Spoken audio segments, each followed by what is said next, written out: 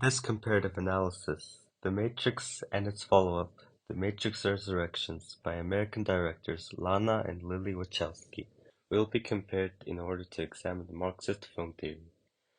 The purpose of this comparative analysis is to look at how the movies applied Marxist theory to show social class struggles and disparity throughout different time periods, and criticize capitalism in a historical context. These movies are a good fit for the comparative study, since they both have a lot of analytical depth, and use the protagonist's unfair treatment by society as a means of criticizing capitalism. I decided to use Marxist theory as my area of interest for my film studies because Marxist theory is a powerful theory that was present since the end of the 18th century and to our current society, with a lot of interesting points to be connected to the films, and it can be analyzed in a historical context. But first, what is Marxism? Marxism is all about the relationship between the ruling class and the working class. According to Karl Marx, the structure of society determines how the ruling and working classes interact with one another. Their relationship evolves based on the economic structure of society. In Marxist theory, the layout of society's economy is known as the base. The structure of a society's base is significant because it contributes to the shape of the society's superstructure, which is an essential component of Marxist theory. In essence, the superstructure is a society's values and principles, what it believes and how it interprets things, and how it treats individuals, reacts to events, and narrates its history, and all originate from the superstructure's ideology, all of which is formed from the economic basis. Karl Marx states that this ideology always reflects the views of the dominant class and is used to suppress the working class from revolting. In our modern capitalist society, the superstructure puts this ideology in all sorts of media such as books, television, music, and the news in order to subdue rebellion against this power structure. The main character, Thomas Anderson, is a functioning member of the capitalist society by day and a hacker that goes by the alias Neo during the night. He hates his office job at a very respectable software company. The film portrays this job as a negative environment, which symbolizes capitalism. For example, we are introduced to this working environment by his boss harshly lecturing him. He tells Neo that he shouldn't defy authority because he is not special and these rules apply to all of proletariats. This represents society pressing the working class man into slaving away for his monthly salary, while the capitalists, which is the boss, retains all the profits due to the capitalist system. The boss doesn't ask him why he is late or if anything is wrong, and his lecture dehumanizes Neo as merely a cog in the corporate machine, valuable only for his economic worth to the company. The scene cuts to the perspective of the window washers. The film emphasizes that the majority of the population are slaves to the ruling class.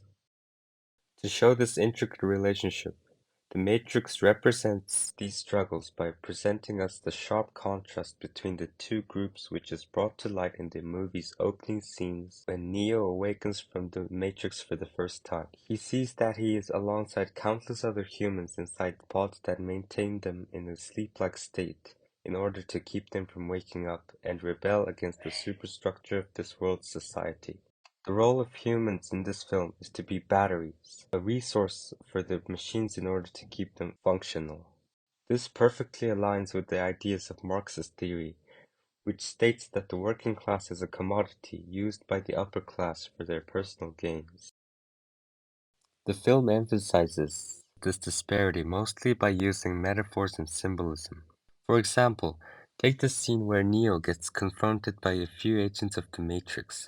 When he starts showing signs of resistance and rebellion to their objective, they take away his ability to speak out by literally removing his mouth. This scene symbolizes how the superstructure prevents a revolt from the proletariats by denying anyone their speech if they do not obey and disregard their views and ideologies. This contrast is a recurring theme throughout the film, and it serves to highlight the social and economic inequality that exists in society. From a Marxist perspective, The film argues that the working class can benefit personally and financially if they start to understand how the superstructure or the matrix functions around them. If they continue to blindly live in a capitalist society, then they are restricted to their true potential. But the matrix is designed to keep the proletariats occupied and working in manual labor, too busy to even consider anything else. So, in order to unplug from the matrix, the working class must first become aware that they are being exploited and used for the benefit of the upper class. Morpheus explained this very nicely to Neo when they first meet. The Matrix is everywhere. It is all around us. Even now, in this very room. You can see it when you look out your window or when you turn on your television. You can feel it when you go to work, when you go to church, when you pay your taxes. It is the world that has been pulled over your eyes to blind you from the truth. What truth? That you are a slave, Neo. Like everyone else, you were born into bondage, born into a prison that you cannot smell or taste or touch. A prison for your mind. During this scene where Neo and Morpheus are practicing their martial arts in a duel, Neo struggles to keep up with Morpheus.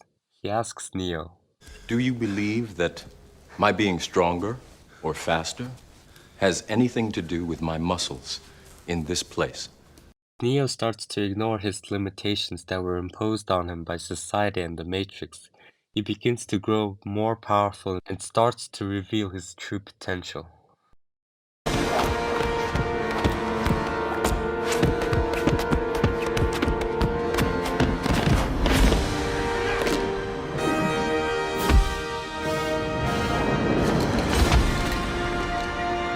It can be argued that there is a price to pay for knowing the truth.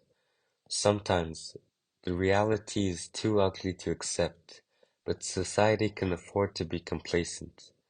You can look at Cypher's character as the opposite to Neo's character, who is the chosen one, the one destined to wake up humanity. Cypher, on the other hand, makes the decision to go with the agents who are willing to offer him his old life in the Matrix, but with a higher social standing, if he chooses to cooperate with them, and go against Morpheus in this iconic scene where he has dinner with Agent Smith and tells him that he knows that the steak does not exist, and the Matrix is telling his mind that it is juicy and delicious. Cypher is regretful that he took the red pill and negotiates with Agent Smith to wipe his memory. Right before returning to his old but better life in the Matrix, he comes to the conclusion that ignorance is bliss. Compared to the first movie, where the focus was more on revolting against the ruling class from the perspective of Neo, The Matrix Resurrections presents the proletariats embracing the Matrix more due to the whole new design of the Matrix itself, by a new architect program called the Analyst. What he states is that the working class does not want freedom and instead wants to be controlled. The sheeple aren't going anywhere. They like my world. They don't want this sentimentality. They don't want freedom or empowerment. They want to be controlled. They crave the comfort of certainty. Unlike the previous design of the Matrix by his predecessor, who tended to prefer facts and equations and did not understand the human mind, what it wants and what it fears, the analyst's version of the Matrix is more focused on the emotions and feelings of humans. After analyzing the way people interpret things and harnessing their desires and fears, he maximized circumstances that trigger these emotions, and he chose to adopt a postmodern capitalist society in this matrix that he could use to best suit his model, utilizing modern technology such as smartphones and social media. They remain hooked to these gratifications produced by capitalism inside the matrix. This way, people resist less and produce more energy for the machines. Just as Karl Marx said how the superstructure of society is used to suppress the working class and is designed to profit the ruling class.